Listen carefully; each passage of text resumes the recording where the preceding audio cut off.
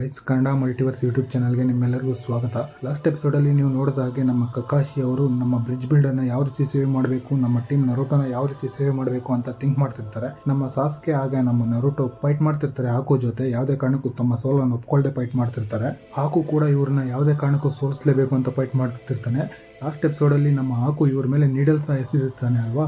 ಆಗ ನಮ್ಮ ಸಾಸ್ಕೆ ಮತ್ತು ನಮ್ಮ ನರುಟೋ ಫುಲ್ಲಾಗಿ ಡ್ಯಾಮೇಜ್ ಆಗಿರ್ತಾರೆ. ತಾಳೆ ಅಲ್ವಾ, ಏನೋ ಎಫೆಕ್ಟ್ ಆಯಿತು ಅಂತ ನಮ್ಮ ನರುಟೋ ಎದ್ದೇಳಕ್ಕೆ ಟ್ರೈ ಮಾಡ್ತಾನೆ. ಬಟ್ ಅವನ ಕೈಲಿ ಆಗ್ತಿರೋದಿಲ್ಲ. ಆದರೂ ನಮ್ಮ ನರುಟೋಗೆ ಸಾಕುರ ಅಂದರೆ ಸ್ವಲ್ಪ ಇಷ್ಟ ಅಲ್ವಾ. ಸೊ ಅವನು ಎದ್ದು ಅವಳ ಕಡೆ ಓಡೋಕ್ಕೆ ಟ್ರೈ ಮಾಡ್ತಾನೆ.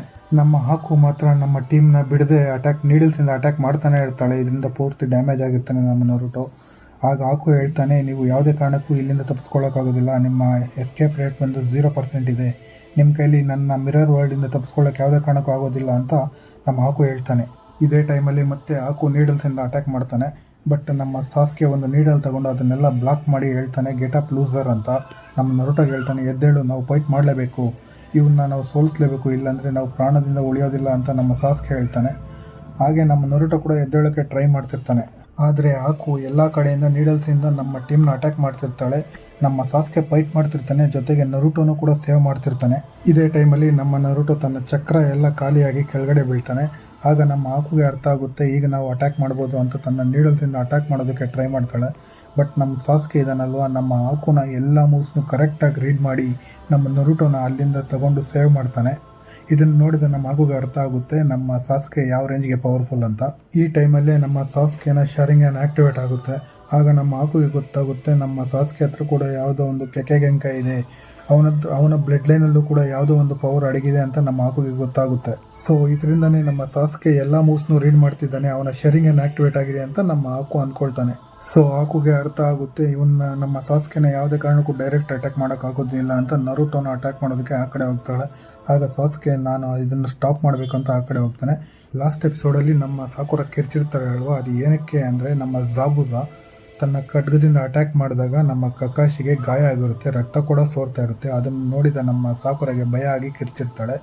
ಆಗ ಜಾಬುಜಾ ಹೇಳ್ತಾನೆ, ನೀನು ಎಲ್ಲನೂ ರೀಡ್ ಮಾಡ್ಬೋದು, ಬಟ್ ನೀನು ನನ್ನಷ್ಟು ಫಾಸ್ಟ್ ಅಲ್ಲ, ನನ್ನ ಎಲ್ಲ ಮೂವ್ಸ್ನು ನಿನ್ನ ಕೈಲಿ ರೀಡ್ ಮಾಡೋಕ್ಕಾಗೋದಿಲ್ಲ, ಈ ಮಿಸ್ಟಿಂದ ನೀನು ಅದೆಲ್ಲ ಕವರ್ ಆಗಿದೆ ಅಂತ ಜಾಬುಜಾ ನಮ್ಮ ಕಕಾಶಿಗೆ ಹೇಳ್ತಾನೆ. ಜಾಬುಜಾ ಹಾಗೆ ಮುಂದುವರಿಸ್ತಾ ಕಕಾಶಿಗೆ ಹೇಳ್ತಾನೆ, ನಿಮ್ಮ ಟೀಮು ಇಲ್ಲೇ ಸಾವನ್ನಪ್ಪುತ್ತೆ, ನೀನು ಕೂಡ ಇಲ್ಲೇ ಸಾವನ್ನಪ್ಪುತ್ತೀಯಾ, ನೀವೆಲ್ಲರೂ ಬೇರೆ ಜನ್ಮದಲ್ಲಿ ಒಂದೋಗಕ್ಕೆ ರೆಡಿ ಆಗಿರಿ ಅಂತ ಜಾಬುಜಾ ಹೇಳ್ತಾನೆ. ಇದೇ ಟೈಮಲ್ಲಿ ನಮ್ಮ ಕಕಾಶಿ ಅವರು ಜಾಬುಜಾಗೆ ಎಕ್ಸ್ಪ್ಲೈನ್ ಮಾಡ್ತಾರೆ, ನಮ್ಮ ಸಾಸ್ಕೆ ಕೂಡ ಉಚಿಹಾ ಕ್ಲಾನ್ಗೆ ಸೇರಿದವನು, ಅವನ್ನ ಸೋಲಿಸೋದಕ್ಕೆ ಯಾವುದೇ ಕಾರಣದಿಂದಲೂ ಆಗೋದಿಲ್ಲ ನಿಮ್ಮ ಕೈಯಲ್ಲಿ, ಅವನ ಬ್ಲಡ್ ಲೈನಲ್ಲೂ ಕೂಡ ಒಂದು ಕೆಕೆಗೆಂಕಾಯಿ ಇದೆ, ಅದೇ ಶರಿಂಗನ್ ಅಂತ ಹೇಳ್ತಾನೆ. ಆಗ ನಮ್ಮ ಜಾಬುಜಾಗೆ ಶಾಕ್ ಆಗುತ್ತೆ, ಓ ಆ ಉಚಿಹಾ ಫೈಟಲ್ಲಿ ಒಬ್ಬ ಸರ್ವೈವ್ ಆಗಿದ್ದ, ಇವನೇ ಇರ್ಬೋದಾ ಅಂತ ನಮ್ಮ ಜಾಬುಜಾಗೆ ಶಾಕ್ ಆಗುತ್ತೆ. ಇದೇ ಟೈಮಲ್ಲಿ ಈ ಕಡೆ ಹಾಕು ತನ್ನ ಎಲ್ಲ ನೀಡಲ್ಸ್ನು ನರುಟೋನ ಅಟ್ಯಾಕ್ ಮಾಡೋದಕ್ಕೆ ಅಂತ ಎದ್ದಿರ್ತಾಳೆ. ಆಗ ಸಾಸ್ಕೆ ಆದ ಎಲ್ಲ ನೀಡಲ್ಸ್ಗೂ ಅವನೇ ಅಡ್ಡ ಹೋಗಿರ್ತಾನೆ. ಆಗ ನಮ್ಮ ನರುಟೋ ಕೇಳ್ತಾನೆ, ಯಾಕೆ ನೀನು ಈ ಥರ ಮಾಡಿದೆ, ನನ್ನನ್ನು ಸೇವ್ ಮಾಡೋದಕ್ಕೆ ಯಾಕೆ ನಿನ್ನ ಪ್ರಾಣನ ತೆಗೆದುಕೊಳ್ಳೋಕೆ ಹೋದೆ ಅಂತ ಕೇಳಿದಾಗ ನಮ್ಮ ಸಾಸ್ಕೆ ಹೇಳ್ತಾನೆ, ನನಗೆ ಗೊತ್ತಿಲ್ದಿರ ನಾನು ಈ ರೀತಿ ಮಾಡಿಬಿಟ್ಟೆ, ನೀನೊಬ್ಬ ಲೂಸರ್, ಆದರೂ ನಾನು ನಿನ್ನ ಸೇವ್ ಮಾಡಬೇಕು ಅಂತ ಅಂದ್ಕೊಂಡೇ ಇರಲಿಲ್ಲ, ಆದರೂ ನನ್ನ ಬಾಡಿ ಆದಷ್ಟಕ್ಕೆ ಅದೇ ನಿನ್ನ ಸೇವ್ ಮಾಡಿಬಿಡ್ತು ಅಂತ ನಮ್ಮ ಸಾಸ್ಕೆ ಹೇಳ್ತಾನೆ. ಇದೇ ಟೈಮಲ್ಲಿ ಬ್ಯಾಕ್ಗ್ರೌಂಡಲ್ಲಿ ನಮ್ಮ ನರುಟೋ ಮತ್ತು ಸಾಸ್ಕೆನ ಫ್ರೆಂಡ್ಶಿಪ್ ಯಾವ ರೀತಿ ಬಿಲ್ಡ್ ಆಯಿತು ಅಂತ ತೋರಿಸ್ತಿರ್ತಾರೆ. ಆಗ ನಮ್ಮ ಸಾಸ್ಕೆ ಹೇಳ್ತಾನೆ, ನಾನು ನಿನ್ನ ತುಂಬ ದ್ವೇಷಿಸ್ತಾ ಇದ್ದೆ, ಆದರೂ ಕೂಡ ನನ್ನ ಬಾಡಿ ಆದಷ್ಟಕ್ಕೆ ಅದೇ ಮೂವ್ ಆಯಿತು ನಿನ್ನ ಸೇವ್ ಮಾಡೋದಕ್ಕೋಸ್ಕರ ಅಂತ ಕೆಳಗೆ ಬೀಳೋದಕ್ಕೆ ಹೋಗ್ತಾನೆ.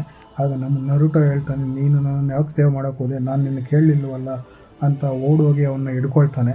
ಆಗ ನಮ್ಮ ಸಾಸ್ಕೆ ಹೇಳ್ತಾನೆ, ನಾನು ನಮ್ಮ ಅಣ್ಣನಿಗೆ ಒಂದು ಪ್ರಾಮಿಸ್ ಮಾಡಿದ್ದೀನಿ, ನಾನು ಅವನ್ನ ಕೊಲ್ಲೋವರೆಗೂ ನಾನು ಪ್ರಾಣದಿಂದಲೇ ಇರ್ತೀನಿ ಅಂತ ನಮ್ಮ ಅಣ್ಣನಿಗೆ ಪ್ರಾಮಿಸ್ ಮಾಡಿದ್ದೀನಿ ಅಂತ ಹೇಳ್ತಾನೆ. ಮತ್ತೆ ಹಾಗೆ ಹೇಳ್ತಾ ನಮ್ಮ ನರುಟೋ ಹೇಳ್ತಾನೆ, ಹಾಕು ಇನ್ನೂ ಬದುಕೆ ಉಳಿದಿದ್ದಾನೆ, ಅವನ ಜೊತೆ ನೀನು ಫೈಟ್ ಮಾಡಬೇಕು ಅಂತ ಹೇಳ್ತಾನೆ.